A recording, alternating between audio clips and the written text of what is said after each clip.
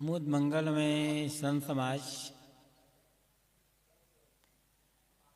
धर्म प्रेमी सज्जनों, श्रद्धा मूर्ति देवियों,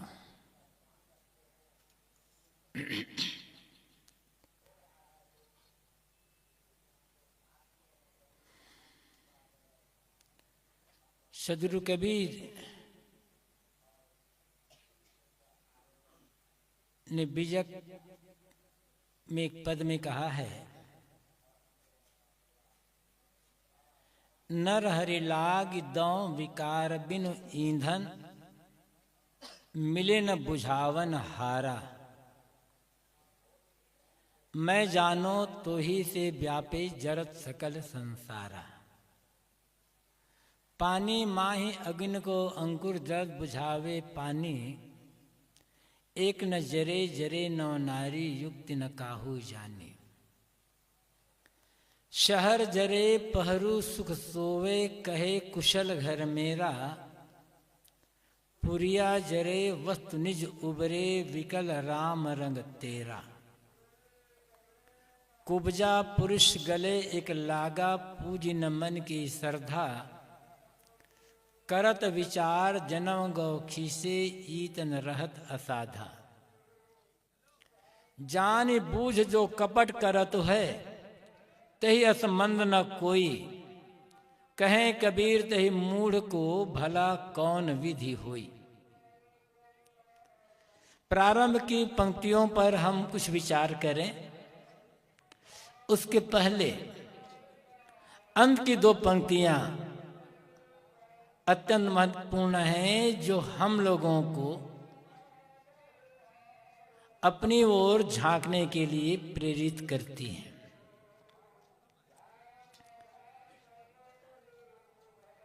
गलती किसी से भी हो सकती है।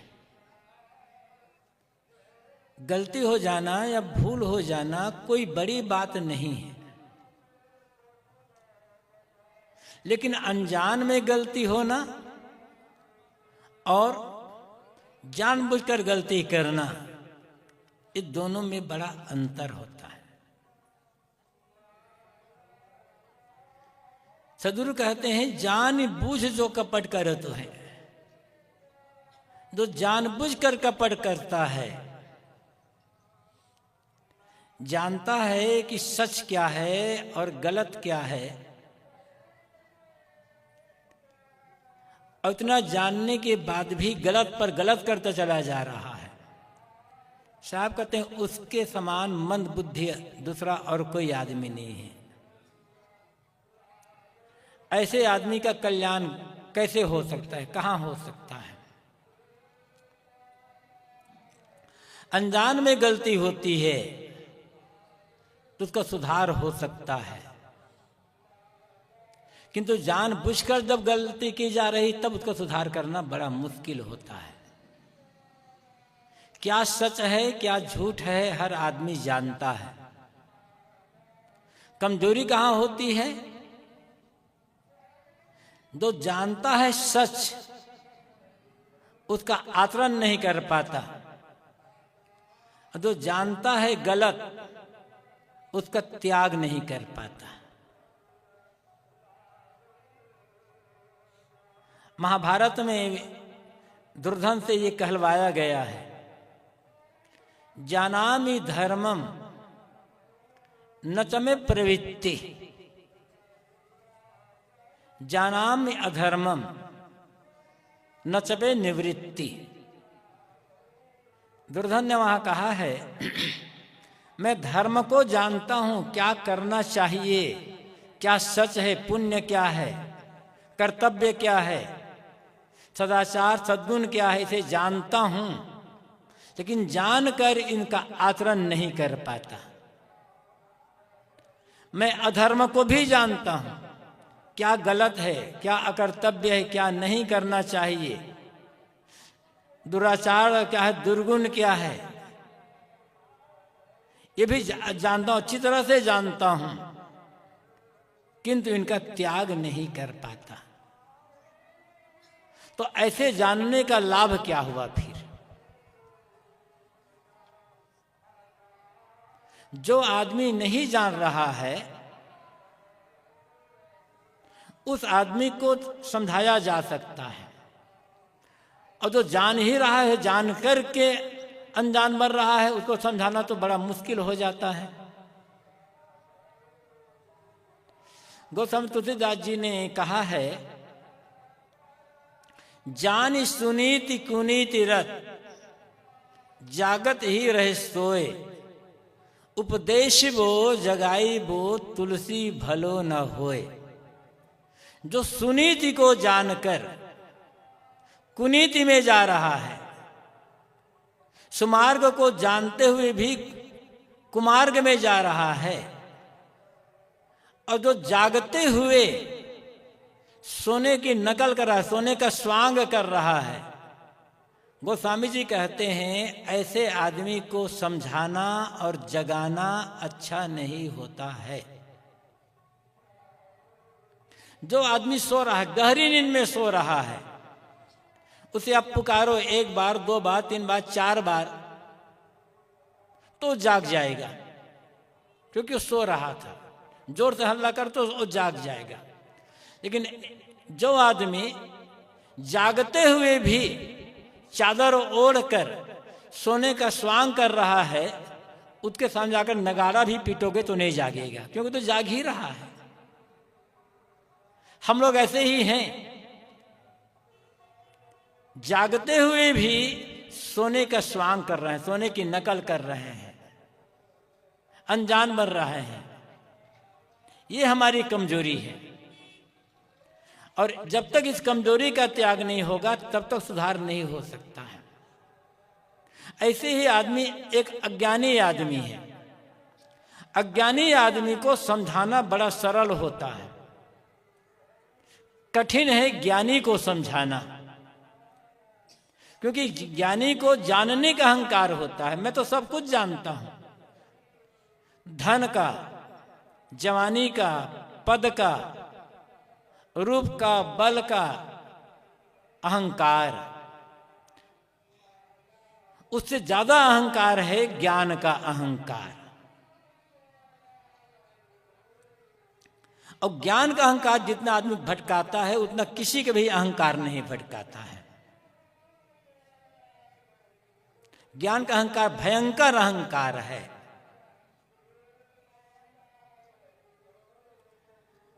किसी व्यक्ति से आप पूछिए, किसी भी व्यक्ति से अचानक पूछ दें कि आप ज्ञानी हैं या अज्ञानी हैं, कोई कहेगा कि मैं अज्ञानी हूं। किसी से पूछिए, हर आदमी ये कहेगा कि मैं ज्ञानी हूं। अब उससे पूछिए कि आप ज्ञानी क्यों हैं, आपके ज्ञानी होने का लक्षण क्या है, तो कहेगा कि मैं इतना पढ़ा लिखा हूं, मेरे पास ऐसी ऐसी डिग्रियां है, मैं ये जानता हूं, मैं ये जानता हूं, मैं वो जानता हूं। हर आदमी को ज्ञानी होने का अहंकार है, हर आदमी का अहंकार है। चाहे मुझे कहे, आपका, किसी को भी ज्ञान, क्योंकि कोई ये स्वीकार नहीं करेगा कि मैं अज्ञानी हूं। अपने का ज्ञानी कौन कहलाना चाहेगा? हर आदमी कहेगा कि मैं तो ज्ञानी हूं। तो जब ज्ञानी हैं आप, तो गलत क्यों बोल रहे हैं, गलत खा क्यों रहे हैं, गलत व्यवहार क्यों कर रहे हैं, गलत कर्म क्यों कर रहे हैं? और फिर ज्ञानी है तो दुखी क्यों है? ये समझना होगा। हमारा गलत बोलना, गलत खाना, गलत पीना, गलत व्यवहार करना, गलत कर्म आचरण करना और दुखी होना, ये सब अज्ञान का लक्षण है। जब अज्ञान होता है तब सब कुछ गलत हो जाता है। दुख अज्ञान में ही होता है। कोई साधु महात्मा भी है, किसी भी बात को लेकर दुखी है। हम उनके यहां गए, उन्होंने हमारा बराबर स्वागत नहीं किया, हमारा सत्कार नहीं किया और दुखी हो गए, मतलब अज्ञानी है। कौन साधु है, कौन गृहस्थ है, कौन गुरु है, कौन शिष्य है, इसका मतलब नहीं है। कहना चाहिए जो दुखी नहीं होता वो गुरु है, और जो दुखी होता वो शिष्य है। जो दुखी नहीं होता वो साधु है, संत है, और जो दुखी होता है वो संसारी है। इतना फर्क है। एक तो फर्क होता है कपड़े का। जो संसारी व्यक्ति है, गृहस्थ व्यक्ति, उसका कपड़ा पहनावा अलग होता है, और जो साधु संत सन्यासी है उनका पहनावा अलग होता है। तो ये पहनावा बाहर का फर्क बताता है। हम बाहर से पहचानते भाई देखो ये साधु हैं और ये गृहस्थ हैं, ये सन्यासी है, ये संसारी है। लेकिन असलियत क्या है? असलियत यह है किस कपड़े में है। घर में रहता है कि मठ में रहता है, धोती कुर्ता पैंट कमीज पहना है या हमारे जैसे कपड़ा पहना है, ये बात नहीं है। किसी कपड़े में हो, जो दुखी नहीं होता, भले पैंट कुर्ता में है, साड़ी ब्लाउज में है, घर में रहते हैं, जो दुखी नहीं होता तो वो सन्यासी है, वो संत है। भले साधु का कपड़ा पहना हुआ है, दुखी होता है तो वो संसारी है।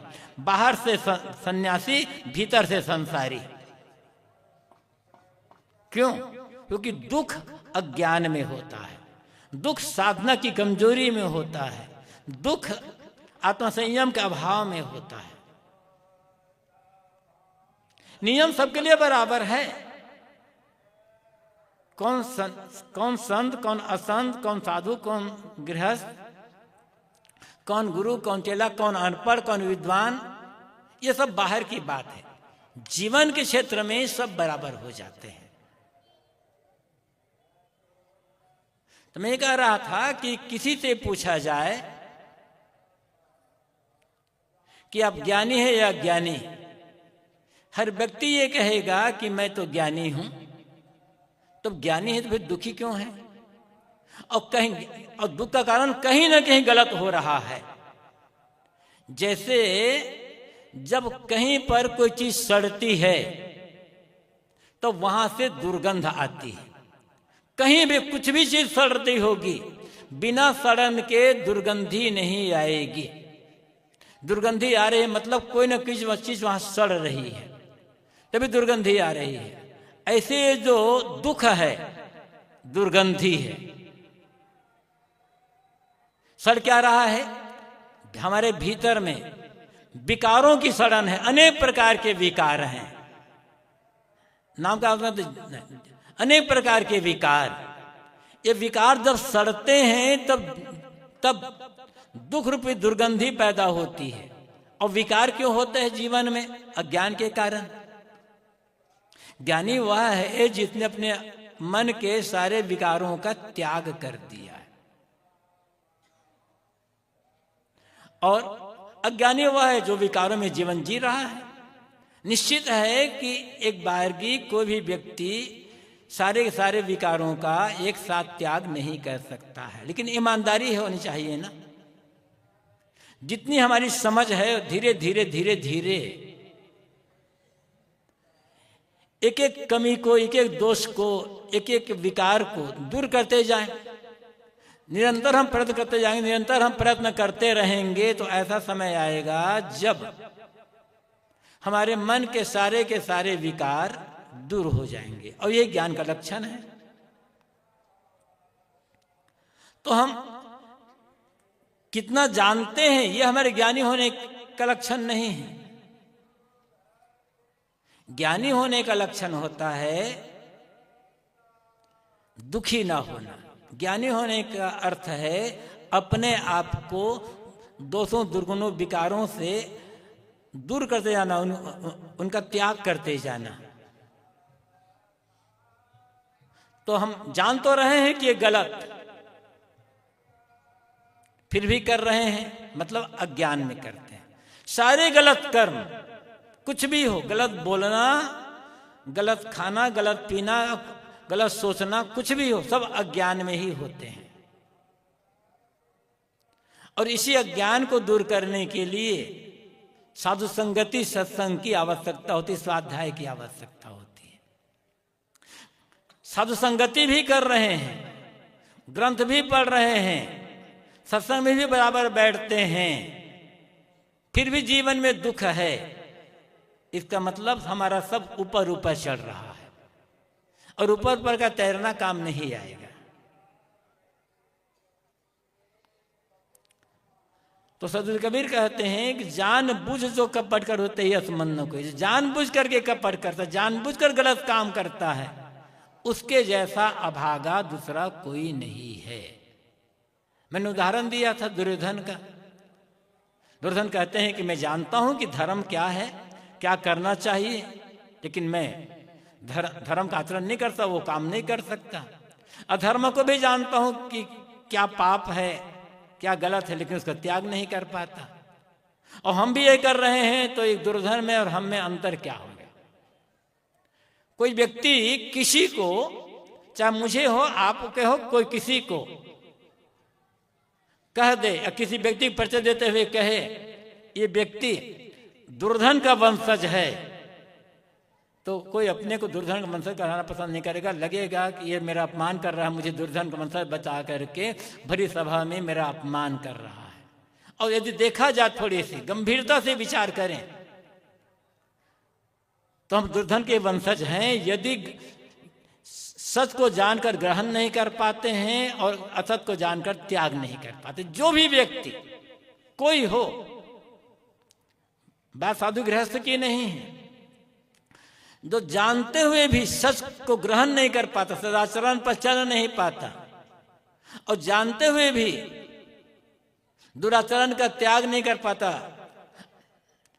असत्य अधर्म का छोड़ नहीं पाता, वो हर व्यक्ति दुर्योधन का वंशज ही कहलाएगा।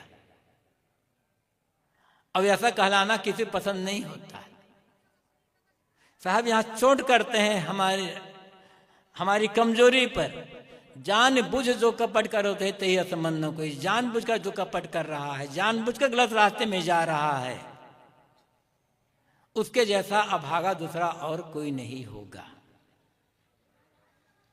कहें कबीर ते मूढ़ को भला कौन विधि हुई। सदगुरु कबीर कहते हैं ऐसे मूढ़ व्यक्ति का कल्याण कैसे हो सकता है, उसको सुधार कैसे हो सकता है। कहा था कि अज्ञानी को समझाया जा सकता है, जिसे ज्ञानी होने का अहंकार है, जिसे लगता है मैं तो सबको जानता हूं, मैं तो खुद दूसरों को समझाता हूं, ऐसे व्यक्ति को समझाना असंभव जैसा है। कम से कम जितनी हमारी समझ है, उस समझ के अनुसार से ऐसे व्यक्तियों में हम अपनी गणना न होने दें तो ज्यादा अच्छा रहेगा, क्योंकि ऐसा करके हम अपना कल्याण का काम नहीं कर सकते हैं। अब पहली पंक्ति में हम आते हैं। सदगुरु कबीर कहते हैं नर हरि लाग दौ विकार बिनु ईंधन मिले न बुझावन हारा। ऐ नर, ऐ लोगों, तुम हरि में लगो, क्योंकि तुम्हारे भीतर दावाग्नि लगी हुई है, और ये ऐसी दावाग्नि है जिसमें बाहर का कोई ईंधन नहीं है। ये बाहर बिना ईंधन की दावाग्नि है। और यदि कहा जाए कि सचमुच में ईंधन नहीं है, कैसा ईंधन है भी?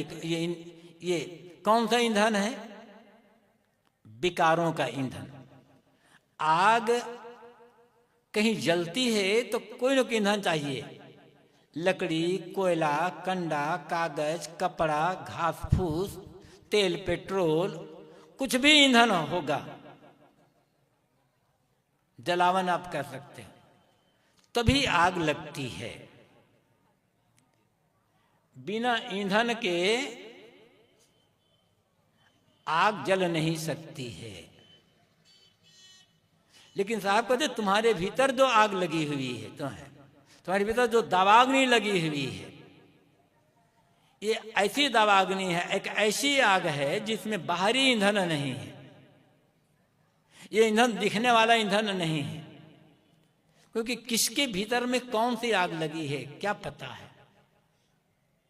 इस जग जरते देखिया अपनी अपनी आग। साहब कहते हैं मैं संसार के सारे लोगों को अपनी अपनी आग में जलते हुए देख रहा हूं। हर व्यक्ति जल रहा है। वो धन्य है जिसका जलना बंद हो गया है। और वो वही व्यक्ति होगा जो संतों की संगति में लगकर धर्म अधर्म, कर्तव्य कर्तव्य, साथ झूठ, सत्य असत्य को पहचान कर असत्य, झूठ, अधर्म, अकर्तव्य का त्याग करके अपने को निरंतर शोधने में लगा होगा। वही व्यक्ति जलने से बचेगा, क्योंकि उसके भीतर की आग बुझ गई है। अब किसके भीतर कौन सी आग लगी हुई है, कौन कौन जल रहा है, ये हमें जानने की आवश्यकता नहीं है। जानकर हमारा कोई लाभ भी नहीं होगा। हमें अपने भीतर की आग, साहब कहते हैं अपनी अपनी आग। बाहर की जो आग होती है वो अपनी अब पराई नहीं होती है। वो तो आग केवल आग होती है। लेकिन बाहर की आग में कभी कोई जलता है, कभी कोई जलता है। बाहर की आग में तो कभी कभी कोई कोई जल जाता है। लेकिन साहब कहते हैं संसार सारे लोग अपनी अपनी आग में जल रहे हैं। पिता की आग अलग, पुत्र की आग अलग, पत्नी की अलग, पति की अलग, सास की अलग, बहू की अलग, गुरु की आग अलग, शिष्य की आग अलग। ये आग कौन है? ईर्ष्या, द्वेष, घृणा, बैर, विरोध, काम, क्रोध, लोभ, मोह, राग, द्वेष, ये आग है। एक ही घर है, सबके लिए समान भोजन एक जैसा, रहना पैसा जैसा, सब कुछ एक जैसा, लेकिन कोई सुखी है, कोई दुखी है। क्यों? क्योंकि जो सुखी, एक व्यक्ति सुखी है, उन्होंने अपनी आग बुझा ली है।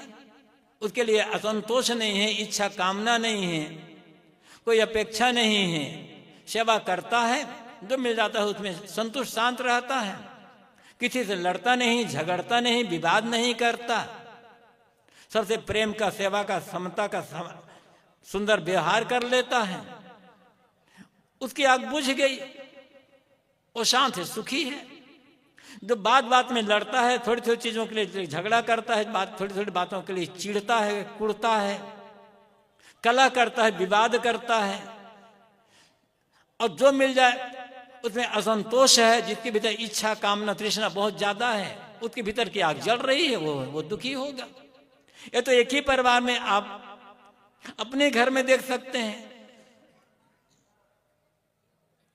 आवश्यकता है हमें अपने भीतर की आग को समझने की। दूसरे की आग हमें जलाएगी नहीं। हाँ, उसकी आग को पा करके हम अपनी भीतर की आग को जला लें तो हम भी जलने शुरू कर देंगे। एक आदमी गुस्सा कर रहा है, क्रोध, उसके भीतर क्रोध की आग लगी है, और हम शांत रह जाएं तो उसकी आग हमें जलाएगी नहीं। लेकिन उसके क्रोध को देखकर हम भी क्रोध में आ जाए तो हमारे भीतर की आग जल गई, अब हम परेशान हो जाएंगे, अब हमारे भीतर की आग हमें जलाएगी।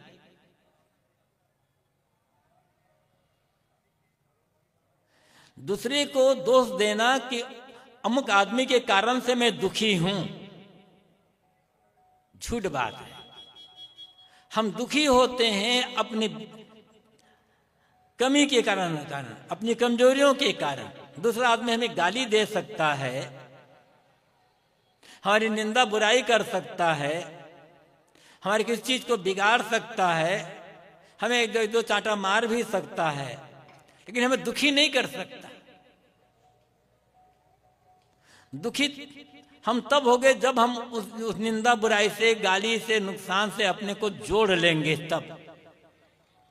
ठीक है, उसका मन गाली देने का है, दे, हम उस गाली से अपने को न जोड़ें। उसने निंदा की, बुराई की, ठीक है, हम न माने, हमने समझ ले कि ये निंदा बुराई किसी और की हो रही है, तो हमारे भीतर की आग नहीं लगी, हम दुखी नहीं होंगे। हम ये चाहें कि कोई हमारे बारे में कुछ गलत ना कहे, हमारी निंदा बुराई ना करे, हमारे लिए शब्द का प्रयोग ना करें। हर आदमी हम जहाँ जाएं हमारा सम्मान करे, हमारी इज्जत करे, हमें ऊंची जगह दे, हमें प्रणाम करें, तो ये कभी होने वाला नहीं। कोई निंदा करता है, कोई प्रशंसा करता है, कोई गाली देता है, कोई हाथ जोड़ता है। हाथ जोड़ने वाले को हाथ जोड़ने में खुशी हो रही है, निंदा करने वाले को निंदा करने में खुशी हो रही है, सम्मान करने वाले को सम्मान करने में खुशी हो रही है, अपमान करने वाले को अपमान करने में खुशी हो रही है। दोनों अपने अपने खुशी के लिए कर रहे हैं। और जब हम उनसे जोड़ लेंगे ना अपने को, तब हम सुखी दुखी होंगे। किसी ने हमारी बड़ाई की, हमारी प्रशंसा की, हमारा सम्मान किया, उससे जोड़ लेंगे तो हम खुश हो जाएंगे, हम हर्षित हो जाएंगे, हम प्रसन्न हो जाएंगे। कोई निंदा किया, बुराई की या गाली दी या उसे जोड़ लेंगे तो हम दुखी हो जाएंगे, नाराज हो जाएंगे। जोड़े ना तो हमारे भीतर की आग नहीं जलेगी। लेकिन हम जोड़ते उन्होंने ऐसा कहा, उन्होंने ऐसा कहा, उन्होंने ऐसा कहा, हम जोड़ते चले जाते हैं। और जोड़ना एक बार नहीं होता है। किसी ने हमें गाली दी, चलो दुखी होना है उसी समय दुखी हो जाओ, ठीक है। यदि गाली से दुख होता है, किसी ने गाली दी, सुने, उन्होंने गाली कितने दी, गाली देने कितना समय, कुछ सेकंड लगता है, सुने, उतने समय दुखी हो जाओ, बस खत्म हो गया मामला। लेकिन ऐसा नहीं होता है। उस गाली से हम 2 दिन, 2 महीना, 2 साल, 10 साल, 20 साल तक उन्होंने मुझे सबके बीच में 10 साल पहले गाली दी थी, गाली उन्होंने 10 साल पहले दी थी, दुखी अभी हम आज हो रहे हैं। क्यों? 10 साल तक हम लगातार अपने को उस गाली से जोड़ करके रखे हुए हैं। होता है गाली देने वाला भूल भी गया होगा, 10 साल पहले या इतना दिन पहले मैं इसको गाली दी थी और क्या गाली भूल गए, लेकिन हमें आज भी याद है उन्होंने अमुक गाली दी थी हमको। हम 10 साल से लगातार जोड़े हुए हैं उसको। फिर भी मानते हैं कि हम बड़े समझदार हैं, बड़े बुद्धिमान हैं और बड़े ज्ञानी हैं। ज्ञानी होते तो उसको याद न करते, उसी क्षण भुला गए होते।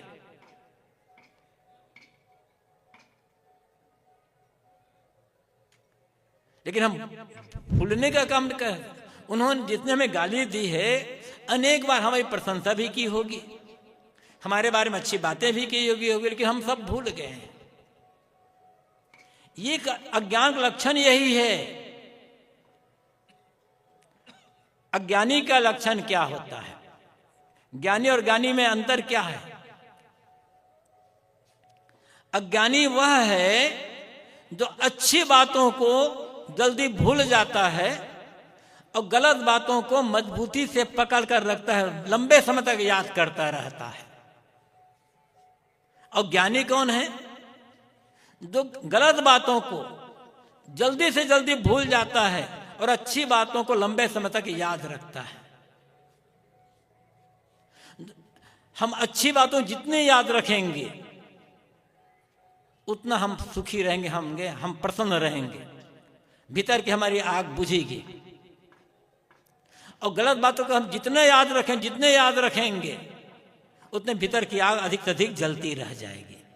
अब ये सोचना यह है कि भीतर की आग को अधिक से अधिक जला करके उस आग में हमें जलते रहना है, पीड़ित होते रहना है, या उस आग को बुझाकर शीतल पानी में स्नान करके शीतल शांत होना है। समझदारी किसमें है? ये बात समझने की है। ये सदगुरु कबीर तो ये कहते हैं कि ई जग जड़ते देखिया अपनी अपनी आग, अपनी अपनी आग में पूरा संसार जल रहा। उन्होंने साहब ने पूरे देख करके अनुभव करके कहा है। आवश्यकता है अपने भीतर की इस आग को बुझाने की। बाहर आग जलने के साधन रहेंगे, बाहर हमारे बारे में कोई कुछ ना कहे यह सब असंभव है। हमारे भीतर क्या लेकर चलते हैं? जरा कल्पना करो, एक बार एक आदमी एक बाल्टी में पेट्रोल लेकर के गांव की गली में घूम रहा है और लोगों से कहता है, एक गांव वालों ध्यान रखना, तुम लोग आग मत जलाना अपने घर में, नहीं तो मेरे पेट्रोल जल जाएगा, आग लग जाएगी। तो लोगों को तो भोजन बनाना है और काम करना हो तो आग जलाएंगे ना। पेट्रोल लेकर, बाल्टी में पेट्रोल लेकर घूमने वाले आदमी को सदैव डर रहेगा कि कोई लोग आग न जलाए, लेकिन लोग तो आग जलाएंगे, कैसे मना कर सकते हैं, वो तो काम ही रुक जाएगा तब। लेकिन वही आदमी यदि बाल्टी में पानी भरकर घूम रहा हो तब उसे डर रहेगा। वो कहेगा लोगों को तुम लोग आग मत जलाओ, नहीं तो मेरे पानी में आग लग जाएगी। वो तो कहीं आग लगी होगी, अपने पानी डालकर उसे बुझा देगा। अब सोचना यह है कि हम अपनी बाल्टी में क्या लेकर के घूम रहे हैं, पेट्रोल लेकर घूम रहे हैं या पानी लेकर घूम रहे हैं। बाल्टी क्या है? अंतःकरण बाल्टी है, अहंकार का पेट्रोल है, इच्छा कामना तृष्णा का पेट्रोल है। तो लोग तो अपना अपनी आग जलाएंगे। कोई निंदा करेगा, कोई बुराई करेगा, कोई गाली देगा, कुछ करेगा, वो आग जलाना है। हमारी बाल्टी में यदि पानी है, हमें चिंता ही नहीं होगी कि लोग क्यों आग जला रहे हैं, शांत हो जाएंगे, शीतल हो जाएंगे। अब हमारे भीतर क्या है? भीतर पेट्रोल रखना है या भीतर पानी रखना है? हर आदमी स्वतंत्र है। पानी है तो दुखी होने का कोई कारण नहीं है, और पेट्रोल है तब तो जिंदगी भर दुखी होते रहना है। तो ये कहना कि अमुक आदमी ने हमें ऐसा कहा इसलिए हम दुखी हैं, ये गलत, यही हमारा अज्ञान है। उन्होंने कहा तो कह दिया, उनका उनके पास, हमारा हमारे पास। उनकी गाली हम न लें तो हम दुखी क्यों होंगे? तो बात यह है, साहब कहते हैं इस जगह जड़ते देखिए अपनी अपनी आग, पूरा संसार अपनी अपनी आग में जल रहा है। लेकिन हमें दूसरों के आग की चिंता करने की आवश्यकता नहीं है। हमें चिंता करना है अपने भीतर की आग की, कि हमारे भीतर की आग पहले की अपेक्षा और अधिक धधक रही है या बुझती चली जा रही है। हम उसमें ईंधन डाल रहे हैं या उसमें पानी डालने का काम कर रहे हैं। अपने भीतर की आग में पानी डालने का काम, यही तो साधना है, यही तो भक्ति सेवा सत्संग का फल है। तो थोड़ा थोड़ा ही पानी डालते रहें, लगातार हम पानी डालते रहेंगे, थोड़ा पानी डालते हैं तो भी एक दिन ऐसा आएगा जब ये आग बुझ जाएगी। लेकिन पानी कैसे डालें, इसी के लिए एक मार्गदर्शक की आवश्यकता होती है। उस मार्गदर्शक को हम गुरु या संत कहते हैं। सदगुरु कबीर कहते हैं, नर हरि लाग दौ विकार बिनु ईंधन। ऐ लोगों, तुम हरि में लगो, क्योंकि तुम्हारे भीतर आग लगी हुई है। मानव मात्र को साहब यहां कहते हैं तुम हरि में लगो। हरि के बहुत सारे अर्थ होते हैं, लेकिन कबीर साहब यहाँ सकारात्मक भाव से विधेयात्मक अर्थ में हरि शब्द का प्रयोग करते हैं। तो ये हरि है ज्ञान और हरि है गुरु। गुरु की शरण में लगो। तो गुरु शरण में क्यों लगना है? क्योंकि ज्ञान की गुरु ज्ञान दाता है, ज्ञान दान करने वाला। जितना हम गुरु की शरण में लगेंगे, गुरु शरण में लगने का अर्थ क्या है? गुरु के उपदेशों का जीवन में आचरण करना, पालन करना, ये गुरु शरण में लगना है। हम गुरु की भक्ति तो करें, आवश्यक है वो। गुरु की शरण में जाना है तभी तो हम भक्ति करेंगे, लेकिन गुरु की भक्ति तो करें और गुरु की शिक्षा का, गुरु के उपदेश का जीवन में पालन ना करें तब हम अभी बाहर से जुड़े हुए हैं, भीतर से नहीं जुड़ पाए हैं। भीतर से जुड़ना तब होगा, या आग तब बुझेगी जब हम गुरु के उपदेश से अपने को जोड़कर रखेंगे। उनका मतलब क्या है? गुरु उपदेश का पालन करना। याद रखना होगा, दवा औषध कितनी महंगी क्यों ना हो, हम दवा का नाम जानते हैं, दवा का गुण जानते, दवा क्या काम आएगी ये जानते तो हैं, किंतु दवा का सेवन नहीं करते हैं। तो दवा का नाम जान, दवा कहाँ बनी है, क्या नाम है, ये दवा का क्या काम है जानते हैं, खाते नहीं हैं, तो जानने से हमारा रोग दूर नहीं होने वाला है। दवा का नाम बिल्कुल ना जाने, कहाँ बनी है, क्या काम करते ना जाने, जैसा डॉक्टर ने कहा है खाने का उस अनुपात में बराबर दवा का सेवन करते हैं तो हमारा रोग दूर हो जाएगा। यही बात जीवन के संदर्भ में भी लागू होती है। हम बातें बहुत ऊंची ऊंची जानते हैं, लेकिन उसका सेवन नहीं करते, उसका खुद आचरण नहीं करते। आचरण खाना क्या है, यहाँ दवा खाना क्या है, जो जानते हैं उनका आचरण करना। थोड़ा जाने, कल्याण के लिए बहुत जानना जरूरी नहीं है।